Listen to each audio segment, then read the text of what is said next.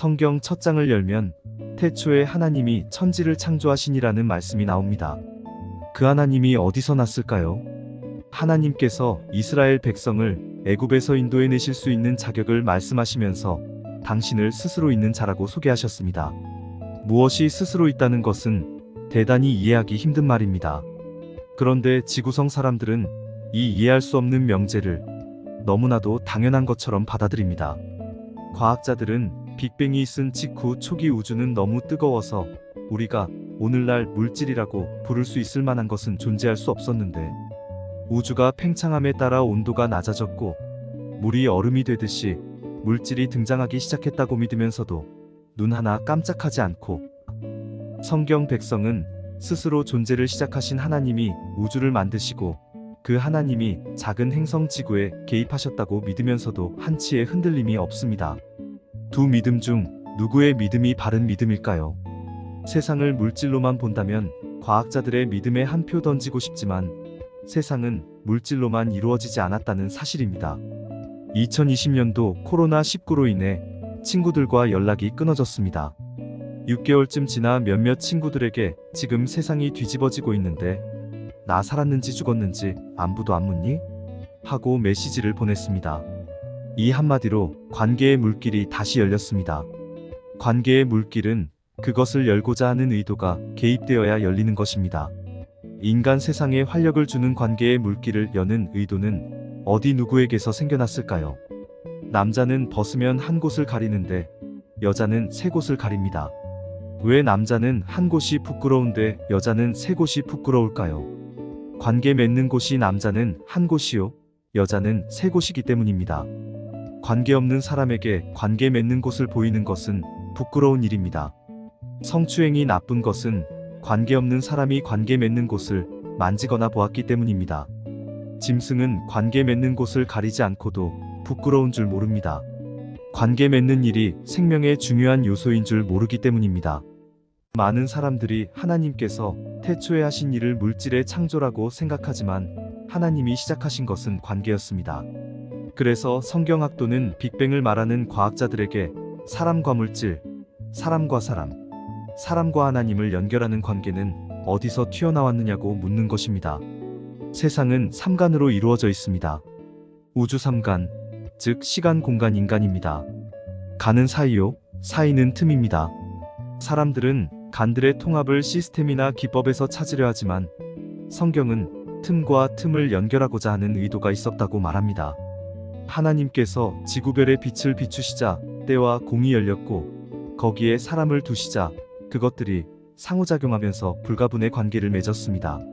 하나님께서 사람을 만드시지 않으셨다면 시공에 틈만 있었겠지만 시와 공에 사람을 두시자 이 모든 것들이 잠에서 깨어난 듯 시는 관계의 척도로 공은 관계의 장으로 이는 관계의 주인공으로 서로가 서로에게 눈짓하면서 시간과 공간과 인간은 불가분의 관계가 되었습니다.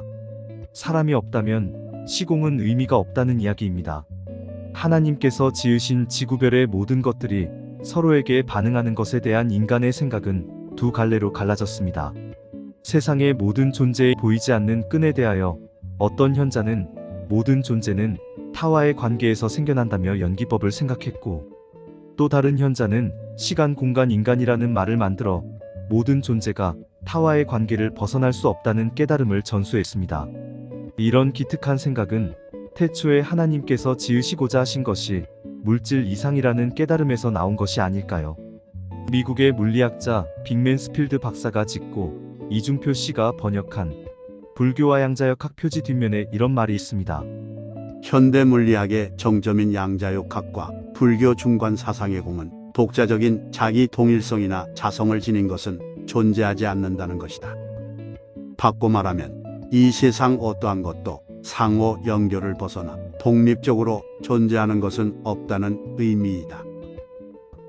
그것은 하나님께서 빛이 있으라고 하실 때 창조된 것이 빛 이상이기 때문입니다. 왜 성경 백성은 하나님께서 관계를 시작하셨다고 말할까요? 아무리 돈이 많고 권세와 명예를 얻었어도 사람과의 관계에 문제가 있으면 인간은 행복하지 못합니다. 지금 그림의 여인이 혼자 팔을 벌리고 행복해하는 것은 앞에 사진을 찍어주는 사람이 있기 때문입니다. 혼자 뛰면서 즐거워하는 사람은 없지만 아무 가진 것 없어도 사람들이 자기를 좋아하면 행복해합니다. 인간은 사람과 관계의 어떠함에 따라 행복이 좌우됩니다. 왜 그럴까요? 하나님께서 창조와 더불어 시작하신 것이 관계이기 때문입니다. 왜 하나님은 물질만 만들지 않으시고 관계를 시작하셨을까요? 벌써 20여 년 전의 일입니다. 교회의 청년들이 물놀이를 갔다가 한 청년이 물에 빠진 두 친구를 구하고 자신은 죽은 사고가 발생했습니다. 장례식에서 목사님이 이 청년의 의로운 행위를 칭찬했습니다. 이 청년과 그 친구들 사이에 유전적으로는 아무 관계가 없지만 사람과 사람을 연결하는 보이지 않는 끈이 이 청년으로 하여금 의를 행하게 한 것입니다. 만일 하나님께서 창조하신 시간과 공간과 사람이 각각 독립적이라면, 그래서 그것들이 그것을 지으신 분과 관계가 없다면 예수께서 인간을 위해 의를 행할 명분이 없었을 것이요, 이 땅에 의라는 말도 생겨나지 않았을 것입니다. 시간, 공간, 인간의 관계는 예수께서 강림하여 행하실 의의 길입니다. 진화론과 무신론은 인간에게서 하나님을 빼앗아간 것이 아니라 예수께서 행하실 의의 길을 앗아갔습니다. 상호관계, 인과관계, 시공간의 관계, 실체와 속성의 관계, 특히 하나님과 인간의 관계 등 세상을 따뜻하게 하는 모든 관계가 파탄남으로 일어나는 일은 의의 길이 소실된다는 것입니다. 물리학자인 김상욱 교수가 말합니다. 진화의 목적이나 의미는 없다. 의미나 가치는 인간이 만든 상상물이다. 그렇지만 인간은 의미 없는 우주에 의미를 부여하고 사는 존재다. 진화론자들은 인간이 스스로 자기에게 의미를 부여하며 살아간다고 생각하지만 의미는 작품 스스로 부여하는 것이 아니라 작가가 부여하는 것입니다.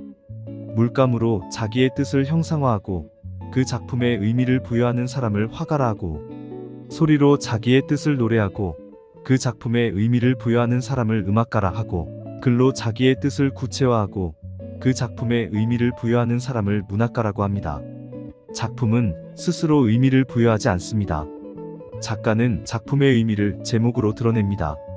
이 글은 관계의 시작이라는 이름을 부여받기까지 컴퓨터 속에서 나오지 못했지만 작가가 관계의 시작이라는 이름을 부여하자 컴퓨터에서 나와 독자의 눈으로 들어갑니다. 의미를 작품화하고 거기에 제목을 부여하는 것은 전적으로 작가의 일입니다. 하나님께서 인간을 지으시고 지어주신 제목의 이름은 무엇이며 그 이름을 지키며 살도록 주신 것이 무엇인지에 대해 다음번에 말씀드리겠습니다. 감사합니다.